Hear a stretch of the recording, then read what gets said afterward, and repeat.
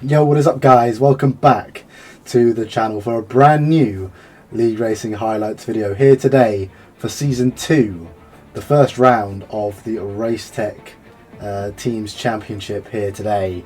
And yeah, it's a new season, new team and new opportunities for us and the team we're working with, SCI, to try and go to the top of this championship. The second time of asking. Obviously we came away either in the P2 or P3 I believe after Season 1 in the drivers, P5 in the constructors with our previous team TF10, but yeah, now we're looking ahead for the next 8 rounds in this Season 2 of this championship, starting off with Belgium. And as you can see on screen, unfortunately we only have screenshots of qualifying. Something went wrong with our recording at the start of the session.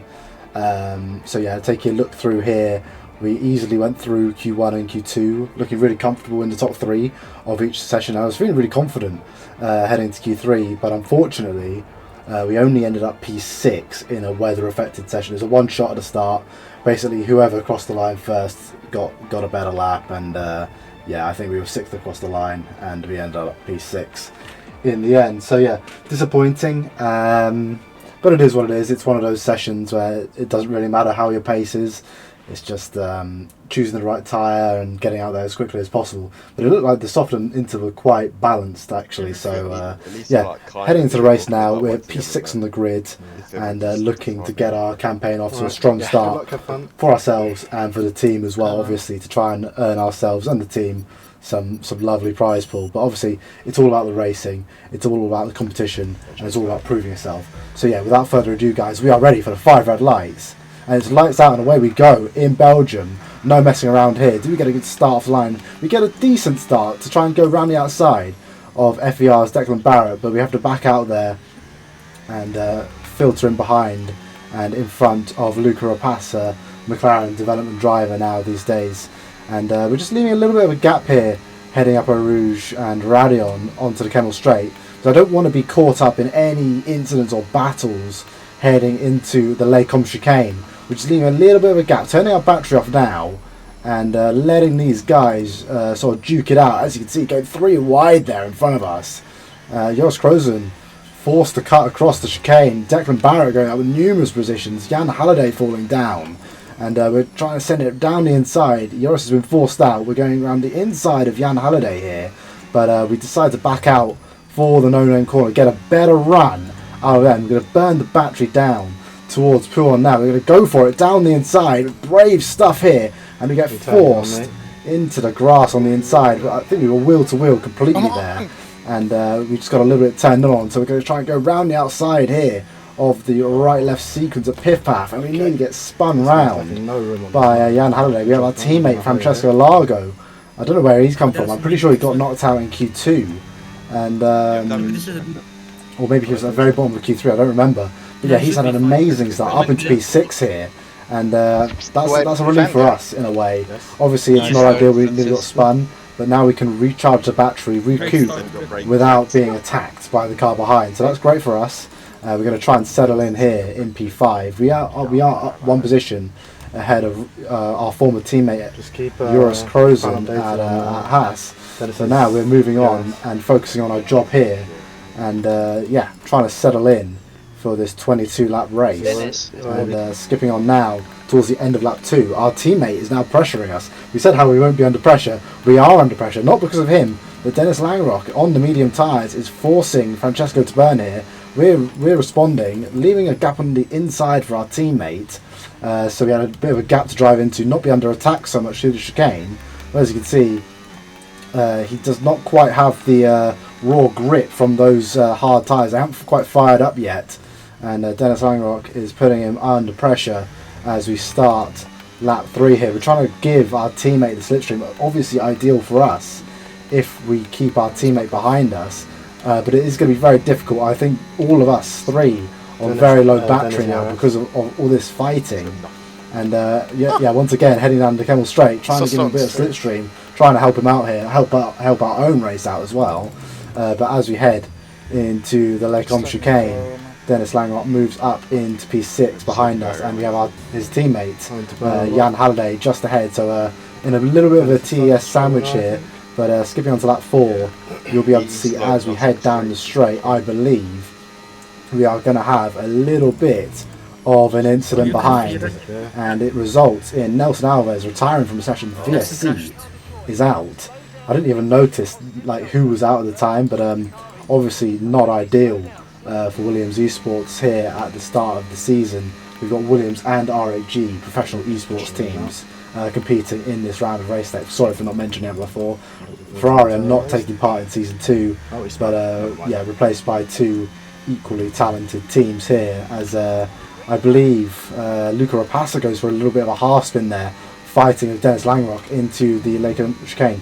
Skipping on to lap 9 now, we are all under attack from Joris Krozen here, and you can see we are burning the battery in the slipstream of Jan Halliday, and he's still almost drawing alongside us here. And this was this was a little bit of a warning sign for the rest of the race. We were really lacking some straight line speed and not really making up enough in the corners to warrant it. Yeah, big mistake made with the race setup. Haven't nailed it from the last season of disasters of RaceTech in season 1. If you haven't seen that, make sure to go and check out that journey through season 1. But as you can see, skipping on to lap 10, Declan Barrett ahead of us had a great start, of course, starting alongside us. Was leading a portion of this race, has lagged out of the session, and yeah, we're going to be trying to get a hurry on here to try and jump ahead of him before he gets back into the session. Just like last season, where Ismail Fassi lagged out in the mid part of this race, we have another one. So we'll take the freebie, no problem for us. And once we get past Declan Barrett, we would have gained 2 positions from the start of this race, even if we're not feeling totally confident in the setup, in the feel of the car around us. Now we can see what everyone else is doing. Obviously it's easy to feel okay with how the car feels, but yeah, we're losing so much speed on the straight compared to these guys. And a track like Spa, where you're all running very, very low downforce, it's very strange. But yeah, heading on to lap 13 here, as you can see, heading through the last chicane, we're just holding on to the DRS of the cars in front. Jan Halliday decides to pull the trigger. We follow him. We weren't so confident in our race pace, as we were kind of alluding to there. Maybe I should have carried on in hindsight, but we decided to go with Jan, see what we can do on this undercut and basically keep us with the leaders, hopefully, going into the second stint of this race. Re-emerging here, and you'll be able to see some of the cars who pitted a little bit earlier than us. Declan Barrett, obviously recovering from his earlier misfortune, is behind us. And yeah, we have a back marker 3 seconds up the road. Hopefully he doesn't impact our race as we skip on to the end of lap 14, start of lap 15. We have caught said back marker, tried to recharge a little bit of our battery with Jan Halliday, and as you can see, Julian Klaffenbach responding to us a lap or two later, yes indeed, and he's managed to get ahead of us. Jan Halliday is not pleased with that. He's going to try and burn his battery and get past Julian here. As you can see, Julian's completely out of battery. His red light's flashing. He used all of his battery to try and maintain track position at the end of that lap. As you can see, they're passing the VRM car of Jeremy Gallanet there as we go for the switchback and make sure we stay connected to these guys. We're currently in a net P3, but obviously we have a few cars such as Alvaro Caraton in the Williams and Joris Krozen still to respond. So yeah, heading on to the end of that 15, we're kind of pushing the battery, kind of forcing Julian to get on with it. Obviously, I want Julian to lead here. Obviously, if I can get past Jan as well, that's great.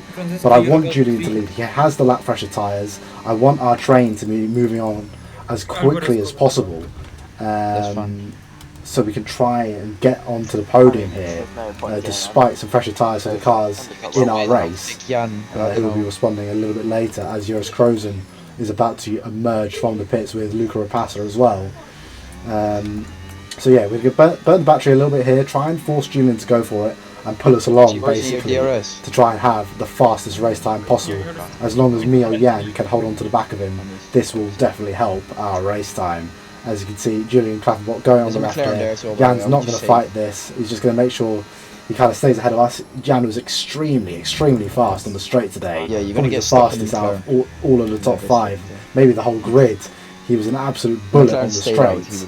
And as you can see, starting lap 17, Alvaro Carreton pulls into the pits. He's going to have 3 lap fresher tyres, which may not sound like a lot. How is Alvaro ahead? And as you could hear there, maybe in the background, I was surprised to see how close Alvaro was. Obviously, he's had a great end of that stint. 3 laps fresher. You know, he was right at the front of the train, so he's emerged in front of Joris Krozen. But unfortunately for us, Joris was able to attach himself to Alvaro and essentially get pulled towards us with Alvaro's DRS on those fresh tyres. And yeah, as I was saying, 3 laps doesn't sound like a lot, but at Spa, on the medium tyres that die very quickly, it is a lot. I think we had 25% worse tyres than Alvaro by the time he arrived. Julian Clapperbot has cleared off into the distance, and Alvaro Carreton has dragged Joris Krozen into this fight for the podium. There's going to be very little I can do here against Alvaro on his fresh tyres with 4 laps to go. So yeah, we're not really going to fight him. We kind of wanted him to go on the Kemmel straight so we could kind of go together, but he's going to burn the battery. He's going to send it down the inside straight away, not hanging around. He tags the back of Jan Halliday there a little bit, I believe. But yeah, we let him go. And our focus now is try our best. I know we have very old tyres, but maybe if we could just get pulled along by Alvaro for 1 or 2 laps, that can secure us the podium if we can drop Jan and Joris here. So yeah, we're going to stop burning the battery here, try and stick in Alvaro's slipstream and DRS. But as you can see, as we head through Les Combes, the freshness of his tyres, and you can see how much grip he has just through that chicane. He gains the best part of half a second of us. That is absolutely insane. We're burning all of the battery down here. As you can see, we're on 0% battery, barely hanging on to the DRS here as we approach the end of lap 19. But we do have the DRS, crucially, as we come out of the last chicane. But as you can see, on the traction, we are losing a lot of pace as we lose the battery deployment for that lap as well. It's just, yeah, the raw traction of those fresh tyres, we cannot deal with it. And as we cross the DRS detection zone here under the little advertising board, we are out of the DRS zone. We are out of battery. And as you'll be able to see here, Jan Halliday, the rocket ship on the straight in the Aston Martin, is going to breeze past us here. Absolutely nothing we can do. We're going to turn the battery off, try and save behind him, and see if we can go for an attack into the last couple of laps here. But yeah, it was a risk trying to go with Alvaro. Obviously we knew our tyres were never going to live with him, but yeah, it was a risk that didn't quite pay off. If I just had managed the battery, managed the tyres, maybe we would have had a better chance here. But anyways, we haven't been able to recharge a lot of battery. Joris was just burning and putting us under a lot of pressure here, not allowing us to recharge the battery as we tag the back of Jan Halliday there. And that invites Joris even further into the fight here. We are going to have to pull off a miracle through Eau Rouge, Radion and the Kemmel Straight here with managing the battery, managing the distance and slipstream to Jan Halliday, knowing we have bad straight line speed to try and stay ahead here. And we're going to try and steal the slipstream from Jan. He's going to give us the slipstream. He wants us behind him. We have older tyres than Joris, but yeah, quite simply, absolutely nothing we could do there. So once again, we're going to save up the battery, but we have Luca Rapassa now on younger tyres as well, approaching the back of us as we start the last lap of the Grand Prix. And we've managed to charge up a little bit of battery. These two in front are obviously going to go battling down the Kemmel Straight, and maybe with all this burning they're about to do, we might just have an opportunity into the last part of this lap. It's very easy to overburn your battery in Spa with these 2 huge straights in Sector 1 and Sector 3. So let's see what happens here. Down the Kemmel Straight, Joris Krozen pulls to the outside line. He's going to take P3 on the road here from Jan Halliday. And now my inkling was maybe Jan has overburned his battery down the Kemmel Straight, defending from Joris there. So yeah, we have over 60% battery. We're saving up nicely. We have plenty of green bar left, which is our deployment for the lap. So yeah, we might be in a position to try and pick up a position here towards the end of this lap. Try and get that P4 back. Obviously we lost it to Joris being in front of him in the early parts of this race. Jan goes very wide there, through P1, and he's lost a You can lot of actually get time. to So it, this you is see. great for us. We have the battery, we have the gap down, we have the slipstream, and Joris is going to be pulling away a little bit here. So Jan's going to have a slightly weaker slipstream. Obviously, the slipstream is still absolutely awful on F125, but here we go. We're going to burn our whole battery now. We have nothing more to save for, and let's see how much we can gain towards the last chicane. It looks like He's pulling away, absolutely bro. nothing. We are gaining maybe a few hundredths here, and Jan is just about running out of battery towards the end of the straight there, towards the chicane, and yeah, we were absolutely mesmerised The entire through at straight, and he's just used the how entire he lot. had deployment for that What the fuck? entirety of those two straights. So yeah, great job by him for managing that. We come across the line P5, but fortunately for us, I guess, from that first lap incident with Jan, he did get a penalty for that, for turning in on us and basically stopping us from overtaking there. So we end up P4 after the stewards. So yeah, our earlier attempt did pay off in a way, and we start the season off with a P4 there. Obviously, Alvaro escaping in dominant fashion there with Julian at the front. Yeah, disappointing. We got the strategy wrong.